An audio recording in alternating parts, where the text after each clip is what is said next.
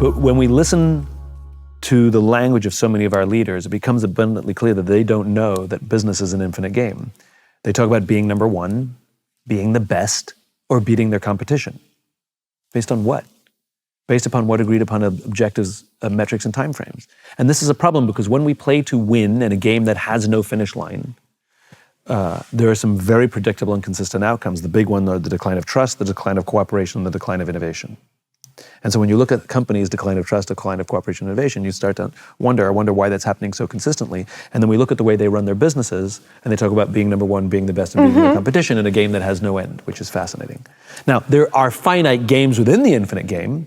Like if you're pitching for a piece of business, if you're trying to win a client, of course, there's going to be a winner, there's going to be a loser, there's a beginning, middle, and end, and then the pitch stops. But the day-to-day running of business is infinite. And so we have to learn to adjust our mindset to play for the rules, the game we're actually in. And there are 5 practices to do that, as you mentioned. The first one is to advance a just cause.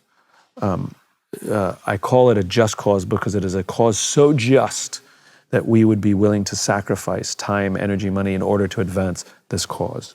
And this is the thing that creates camaraderie and belonging amongst our people, which is we give them something to believe in. Vision, a vision of the world that does not yet exist, that we will use our company to help advance towards, that has nothing to do with our selfish goals. I look at so many companies' vision statements, and it's to be number one, or be the best, or be the highest value. That's all about you. It's not about the world. So you have to have a just cause to advance.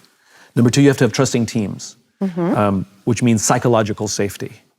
And we've all been on a trusting team. We know what it feels like. It means I can raise my hand and say, I made a mistake, or I don't understand, or I need help, without any fear of humiliation or retribution. But we say these things with absolute confidence that someone will rush to us to help us.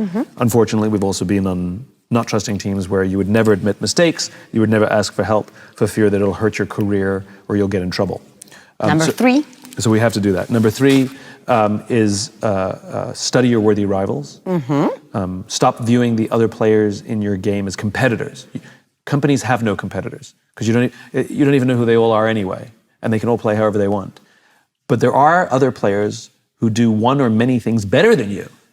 And instead of trying to beat them, learn from them, which is their strengths reveal to you your weaknesses. And if you learn your weaknesses, you can fix them, right? So who are your worthy rivals? Thank them, study them. And then the only competition is with yourself.